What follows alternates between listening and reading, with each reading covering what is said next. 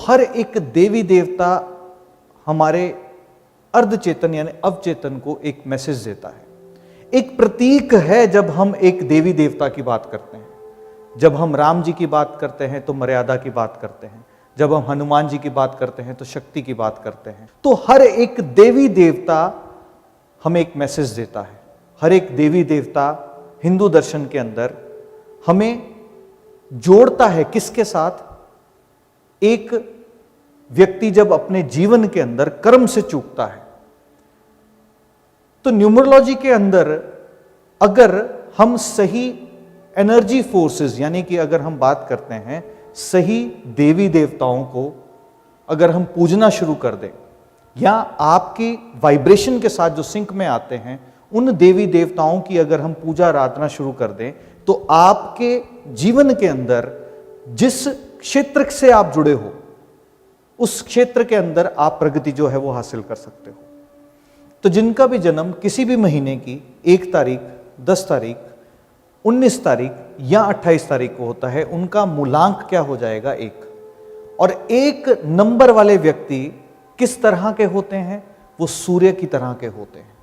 सूर्य क्या है? सौर मंडल का राजा।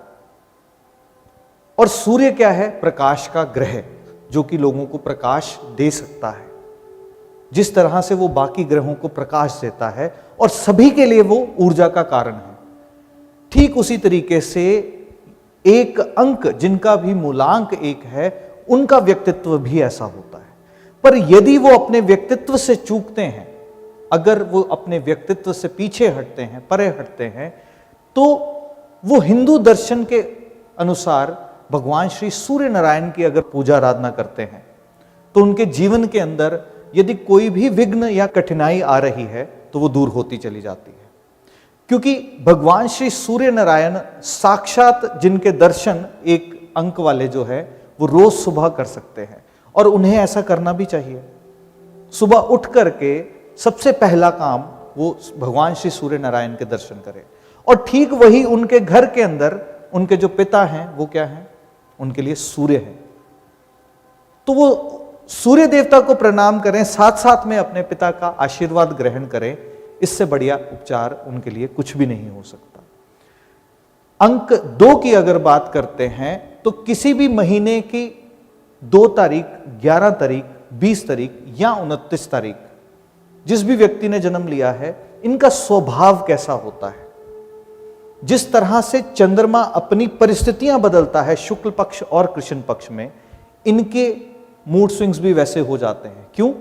क्योंकि चंद्रमा की गति जब बदलती है, चंद्रमा की जब अवस्थाएं बदलती हैं, ठीक उन अवस्थाओं को बदलते हुए जिस वक्त वो अवस्थाएं बदलती हैं तो समुद्र के अंदर भी परिवर्तन आता है, और वही समुद्र हर एक शरीर के अंदर भी घटित होता है। कैसे होता है? क्योंकि हर एक शरीर के अंदर पानी है, और वो पानी हमारी बॉडी को ऑपरेट करता है। यानी कि पानी किसका कारक है? हमारे मन का कारक है। जैसे जैसे चंद्रमा की अवस्थाएं बदलती हैं, अमावस्या जैसे जैसे आती है, उस वक्त क्या होता है? आपका मूड जो है वो लो होना शुरू होता है। जैसे पूर्णिमा की तरफ यानी कि चांद जब पूरा होना शुरू होता है, उस वक्त क्या होता है? आपका मूड जो है वो अपलिफ्ट होता है। तो ठीक इसी तरह से इन व्यक्ति जिनका मूलांक 2 है, इनके मूड स्विंग्स भी ऐसे होते चले जाते हैं। अब इनके व्यक्तित्व में और क्या दिखता है? ये जिस तरह से सूर्य से रोशनी लेता है, ठीक उसी तरीके से ये लोग भी लोगों की एडवाइस जो है वो लेना पसंद करते हैं।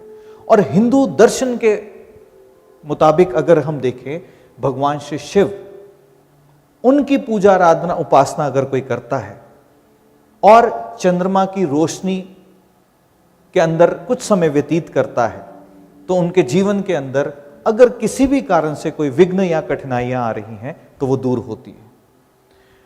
अंक 3 की अगर हम बात करते हैं तो यानी कि हम बात कर रहे हैं किसकी? बृहस्पति की। बृहस्पति क्या है? बृहस्पति जो है वो गुरु है, और गुरु का काम क्या होता है? मार्गदर्शन करना। विषय ये नहीं है कि तुम जिंदगी के अंदर समझदार कितने हो, विषय ये है कि तुम्हें जिंदगी देखनी किस तरह से आती है, किस तरह से तुम अपनी जिंदगी को देखते हो। और जब तुम्हें नहीं दिखता तो तुम्हारा गुरु तुम्हारा हाथ पकड़कर तुम्हें वो रास्ता दिखाता है। तो 3 नंबर वाले व्यक्तियों का व्यक्तित्व भी ऐसा ही होता है, जिनका भी जन्म किसी भी महीने की 3 तारीख, 12 तारीख, 21 तारीख या 30 तारीख को जन्म होता है। तो इनके व्यक्तित्व के अंदर क्या है? लोगों का मार्गदर्शन करना। इनके व्यक्तित्व के अंदर क्या है? हर एक व्यक्ति जो भी इनके साथ जुड़े उस व्यक्ति का भला हो, उस व्यक्ति को हम सही कैसे करें। चाहे उस बीच में इनको कोई कठिनाई आ जाए, ये अपने ऊपर ले लेते हैं, पर क्या होगा? ये सामने वाले को फलता फूलता बड़ा होता हुआ देखते हैं तो इनको प्रसन्नता होती है। तो 3 नंबर का व्यक्तित्व कैसा है? देवीय भाव जैसा। और इनके जीवन के अंदर अगर कठिनाइयां आती हैं, यानी कि ये उसी विजन से जो ये लोगों को देते हैं उसी से अगर डिस्टॉर्ट है, तो इस कंडीशन में इन्हें भगवान श्री विष्णु की पूजा आराधना, क्योंकि भगवान श्री विष्णु क्या है? वो क्या है? वो जीवन को घटित कैसे करवाना है, यानी कि जीवन को देखने का नजरिया क्या है, वो भगवान श्री विष्णु देते हैं। और साथ ही साथ में ये व्यक्ति अपने रिलेशनशिप में अपने जो गुरु होते हैं उनका आदर सम्मान करें, या इन्होंने अगर किसी की गुरु धारणा नहीं ली हुई तो उनकी गुरु धारणा लें, तो इन व्यक्तियों के लिए बहुत ही अच्छा रहता है और इनकी लाइफ के अंदर प्रगति उसी वक्त से जो है वो शुरू हो जाती है। जिन भी व्यक्तियों का जन्म किसी भी महीने की 4 तारीख, 13 तारीख, 22 तारीख या 31 तारीख को होता है, तो यानी कि उनका मूलांक क्या हो गया? 4 हो गया। अब 4 मूलांक क्या है? वो है राहु। और राहु क्या है? हर व्यक्ति के सर का हिस्सा। सर के हिस्से में क्या होता है? सिर्फ और सिर्फ जुगाड़बाजी। यानी कि हमारा दिमाग 1 सेकंड भी फ्री नहीं रहता, कुछ ना कुछ विचार जो है वो चलते चले जाते हैं। ये विचार कहां घटित हो रहे हैं? ये दिमाग के अंदर घटित हो रहे हैं। अब जो विचार दिमाग के अंदर घटित हो रहे हैं, अगर ये सही दिशा की ओर नहीं घटित हुए तो उस वक्त क्या होगा? जीवन के अंदर भटकाव होगा। और जो विचार तुम्हारे मनस के अंदर चलते हैं उसको दिशा अगर देनी है तो उस वक्त किस देवी देवता की पूजा आराधना की जाए? मां सरस्वती की अगर पूजा आराधना उपासना की जाए तो तुम्हारे दिमाग को एक सही दिशा मिल जाती है। तुम्हारे दिमाग को जब एक सही दिशा मिल जाएगी तो उस वक्त क्या होगा? तुम अब जो भी विचार अपने मनस के अंदर लेकर के आओगे वो सही दिशा की ओर जो है वो चल पड़ेंगे। या भैरव देव की पूजा आराधना उपासना भी की जा सकती है। मां सरस्वती की उपासना क्या करेगी? तुम्हें जो भी विचार तुम्हारे जहन के अंदर आएंगे, तुम्हारे मनस के अंदर आएंगे, वो विचार कैसे होंगे? कंस्ट्रक्टिव विचार होंगे। क्यों होंगे? सरस्वती किसका कारक है? बुद्धि देने का कारक। यानी कि राहु जो सोच रहा है उस सोच को एक डायरेक्शन देने का काम कौन करेगा? मां सरस्वती। जिनका भी जन्म किसी भी महीने की 5 तारीख, 14 तारीख या 23 तारीख को हुआ, तो ये किस मूलांक के हो गए? 5 अंक। 5 अंक क्या है? बुध का। और बुध के नाम में ही बुद्धि छुपी है। जब कोई बुद्धू होता है तो आप उसको क्या कहते हो? तो बुद्धू हो गया। जब कोई बुद्धिमान होता है तो आप उसको क्या कहते हो? कि बुद्धिमान हो गया। यानी कि जिसको चीजों की समझ नहीं आ रही आप उसको बुद्धू कह रहे हो, और जिसको चीजों की समझ आ रही है उसको क्या कह रहे हो? बुद्धिमान। तो कनेक्ट किसके साथ बना रहे हो? इसका आधार क्या है? बेस क्या है? वो है बुद्ध। जब बुद्ध उसका आधार, उसका बेस है, तो यानी कि ये व्यक्ति जिनका जन्म किसी भी महीने की 5 तारीख, 14 तारीख या 23 तारीख को हुआ, ये इंटेलिजेंट होते हैं। ये चीजों को बहुत जल्दी पकड़ना जानते हैं। कोई भी बात इनके सामने हो रही हो, ये हर एक चीज को बहुत बारीकी से देखते हैं। अब इनके भटकाव कैसे हो जाते हैं? इनके भटकाव कब हो जाएंगे? जिस वक्त ये भटकाव की स्थिति ऐसी हो जाएगी कि बुद्धि तो है पर बुद्धि गलत दिशा में चल पड़ी।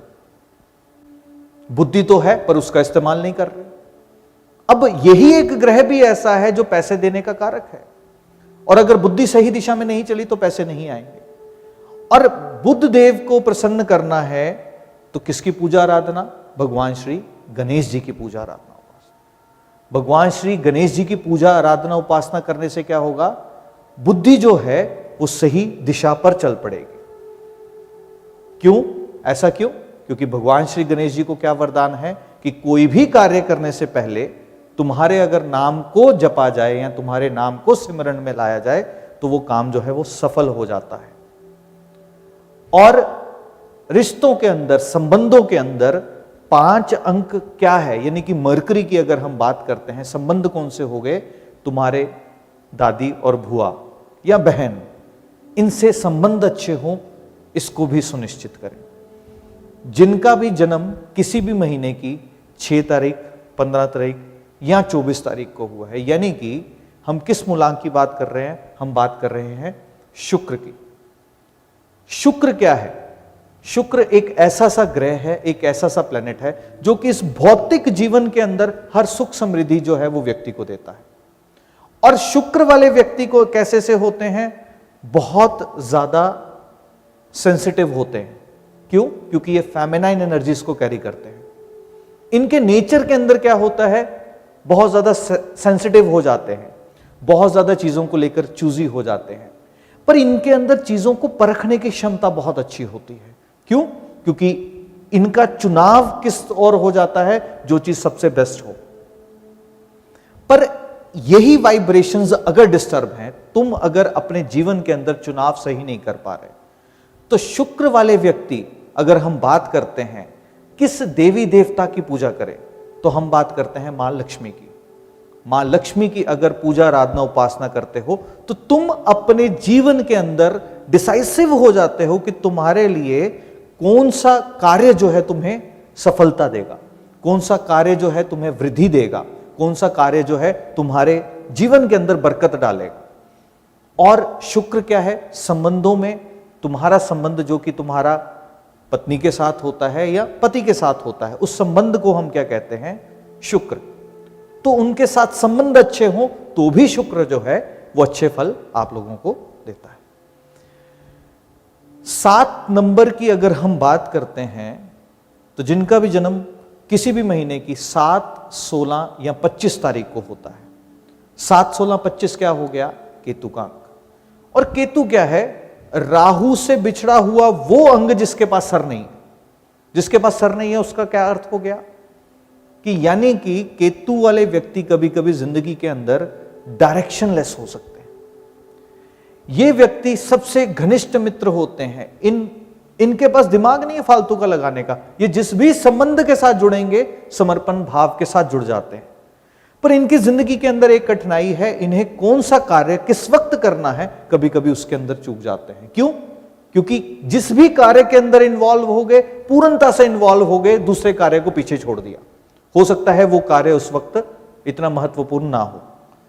तो अगर ये ऐसी कठिनाइयों को फेस कर रहे हैं, ऐसी दिक्कत इन्हें अपनी जिंदगी के अंदर आ रही है, तो विष्णु जी का जो चौथा अवतार था, यानी कि भगवान श्री नरसिंह अवतार की हम बात कर रहे हैं, नरसिंह देव। तो नरसिंह अवतार की जब हम बात करते हैं तो हम किसकी बात करते हैं? वो एक ऐसी एनर्जी है जो कंप्लीट करती है किसको? 7 नंबर को। और 7 नंबर वाले जिंदगी के अंदर हमेशा साधु संत फकीरों की जो है रिस्पेक्ट करें, यानी कि उनका इज्जत मान जो है वो करें। विषय ये नहीं है कि वो किस धर्म से हैं, किस धर्म से नहीं है। विषय ये है कि साधु संत फकीर जो होते हैं वो किस एनर्जीज को कनेक्ट करते हैं? केतु की एनर्जीज को कनेक्ट करते हैं।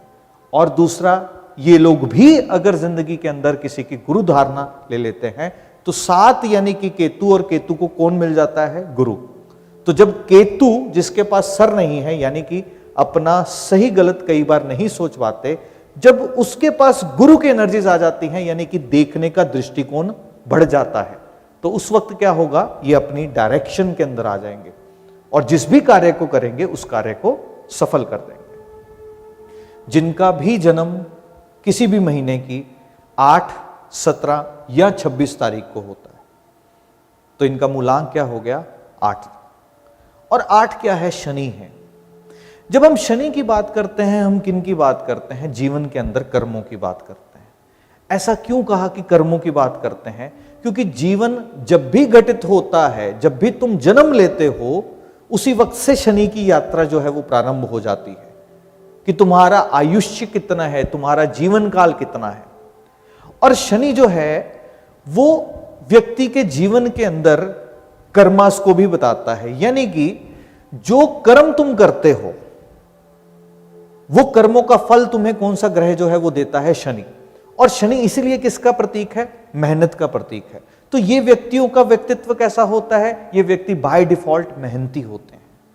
इनका और व्यक्तित्व कैसा होता है, ये अपने जिंदगी के अंदर परिश्रम जो है वो करते हैं, मेहनत जो है अपनी जिंदगी के अंदर करते हैं। अब ये मेहनत करते हैं, परिश्रम करते हैं, पर इनकी मेहनत और परिश्रम कई दफा गलत डायरेक्शन के अंदर हो जाता है। यानी कि मेहनत किए जा रहे हैं, इन्हें पता नहीं कि डायरेक्शन जो है वो कौन सी होनी चाहिए। मेहनत किए जा रहे हैं पर सही दिशा का इन्हें ज्ञात नहीं। तो जब भी कभी इन्हें लगे कि मैं मेहनत बहुत कर रहा हूं पर फल नहीं मिल रहा, मेहनत जितना करता हूं फल नहीं उतना मिल रहा, कार्य कोई भी करता हूं उसके अंदर डिलेज जो है वो आ जाते हैं, तो उस वक्त भगवान श्री शनिदेव, उनकी ही पूजा आराधना उपासना या उनका बीज मंत्र भी अगर तुम चैंट करना शुरू कर दो, उस वक्त क्या होता है, तुम शनिदेव को जो है वो प्रसन्न कर देते हो। और सबसे महत्वपूर्ण बात, तुम्हारे आसपास जो भी लोग तुम्हारे साथ जुड़े हैं, जो तुम्हारे लिए हर वक्त एक कार्य को कर रहे हैं, चाहे तुम्हारे घर में कोई सर्वेंट आता है जिसको हम सेवादार कहते हैं, वास्तविकता में वो तुम्हारी सेवा के अंदर उपस्थित है। तुम अगर राजा हो तो इसीलिए हो क्योंकि शनि है तो वो तुम्हें राजा बनाता है, तो उनको उनका हक, यानी कि जितना काम तुम उनसे लेते हो उनको उतनी वैल्यू देना, यानी कि उनके पैसे उनको टाइम पर मिले और हंसी से मिले, उन्हें तुमसे मांगना ना पड़े। क्योंकि अगर मांगना पड़ गया यानी कि इसका मतलब शनि तुमसे तृप्त नहीं है। शनि कब तृप्त होगा, जब जो तुम्हारे लिए मेहनत कर रहा है तुमने उससे पहले ही उसको रिवॉर्ड जो है मांगने से पहले दे दिया। जिन भी व्यक्तियों का जन्म किसी भी महीने की 9 तारीख, 18 तारीख या 27 तारीख को होता है, तो ये किस प्लैनेट की एनर्जीज को गवर्न करते हैं, मंगल की एनर्जीज को। अब मंगल क्या है, सूर्य अगर राजा है तो मंगल उसका सेनापति है। अब सेनापति है तो सेनापति का कार्य क्या होता है, वो हर वक्त भिड़ने के लिए तैयार, यानी कि इनके अंदर एनर्जी फोर्स कौन सी होती है, एक्शन ओरिएंटेड, यानी कि हर वक्त जीवन के किसी भी सिचुएशन के अंदर ये खड़े हुए हैं और इन्हें कोई ना कोई कार्य करने के लिए चाहिए। अगर ये कार्य नहीं करते तो उस वक्त क्या होता है, ये बहुत अपने आप को अनकंफर्टेबल सिचुएशन में महसूस करेंगे और इन्हें कोई कार्य जो है वो दे देना ही इनके लिए सबसे बड़ी रेमेडी। यानी कि अगर इनके पास कोई कार्य नहीं होगा तो ये कार्य ना करने के कारण से अपनी लाइफ में खुद ही प्रॉब्लम्स क्रिएट कर लेंगे, फिर इनकी एनर्जीज चैनलाइज नहीं हो पाएंगी। पर अगर इनकी एनर्जीज सही तरीके से चैनलाइज हो जाएं तो इनके जैसा कर्म करने वाला व्यक्ति और कोई नहीं होता, क्योंकि अगर व्यक्ति से कर्म कोई ग्रह करवाता है वो मंगल करवाता है। तो इन व्यक्तियों का एग्रेशन सही जगह चैनलाइज हो जाए, ये व्यक्ति जो भी काम करे वो काम सिद्ध हो जाए, जो भी कार्य करे उस कार्य को पूर्ण कर दें। और अगर ये डिस्टॉर्ट होता है तो प्रोक्रास्टिनेशन की प्रॉब्लम भी देता है, यानी व्यक्ति सोचता बहुत कुछ है पर कर नहीं पाता। अगर 9, 18 या 27 वाले व्यक्ति इस प्रॉब्लम से जूझ रहे हैं तो वो भगवान श्री हनुमान जी की पूजा आराधना उपासना करें, क्योंकि भगवान श्री हनुमान जी क्या है, वो शक्ति का प्रतीक है। वो किसका प्रतीक है, कर्म का प्रतीक है। तो भगवान श्री हनुमान जी की पूजा आराधना उपासना और संबंधों के अंदर अगर हम बात करते हैं, तुम्हारे छोटे भाई बहन या छोटे भाई बहन के समान अगर कोई भी तुम्हारे आसपास है तो उनसे प्यार जो है वो बनाए रखें। अब ये जितने देवी देवताओं के बारे में मैंने आपसे वर्णन किया, ये वो एनर्जी फोर्सेस हैं जिसको हम सही कर ले तो हम जिंदगी के अंदर सही ट्रैक पर चल पड़ते हैं। पर यही चीज अगर तुम्हें संबंधों के अंदर कहीं त्रुटि लगती है, यानी कि तुमने सूर्य देव की पूजा कर ली पर अपने पिता का ध्यान नहीं दिया, तुमने भगवान श्री शिव को पूज लिया पर मां का ध्यान नहीं दिया, तुमने विष्णु जी को पूज लिया पर अपने गुरुओं का आदर सम्मान नहीं किया, तुमने मां सरस्वती की पूजा कर ली पर अपने आसपास जो स्वीपर्स हैं, जो आपकी गंदगी साफ करते हैं, यदि तुमने उनके प्रति अपना नजरिया सही नहीं रखा, तुमने अगर भगवान श्री गणेश जी की पूजा कर ली और छोटे बच्चों को तुम डांटते डपटते रहते हो या अपनी दादी बुआ और बहन का ध्यान नहीं रखते, उनके साथ तुम्हारे संबंध सही नहीं है, तुमने अगर माँ लक्ष्मी की पूजा कर ली और तुम्हारा अपने पार्टनर के साथ संबंध खराब है, तुमने अगर नरसिंह अवतार की पूजा कर ली और तुम स्ट्रीट डॉग्स को ध्यान नहीं देते, डॉग अगर भूखा है उसको फीड नहीं कर रहे, तुम अगर शनिदेव की पूजा कर रहे हो पर तुम्हारे लिए जो कार्य कर रहे हैं उनका ध्यान जो है वो नहीं देते, यानी कि उनके कर्म के रिवॉर्ड जो है उन्हें नहीं देते, तुमने अगर हनुमान जी की पूजा कर ली पर छोटे भाई बहनों के साथ तुम्हारा रिश्ता खराब है, तो क्या ये देवी देवता तुम्हारे लिए खड़े रहेंगे? ऐसा नहीं है। ये शक्तियां जो तुम्हारे साथ जुड़ी हुई हैं, ये भी उन्हें देवी देवताओं का अंश है, उनका स्वरूप है जो तुम्हारे साथ खड़ा है। तो ना केवल देवी देवताओं की पूजा आराधना उपासना, बल्कि अपने साथ जुड़े हुए ये जो संबंध हैं, जो ग्रहों के रूप में तुम्हारे आसपास घूमते हैं, उनके साथ तुम्हारे संबंध अगर अच्छे होते हैं तो भी वो देवी देवता यूं ही प्रसन्न होते हैं।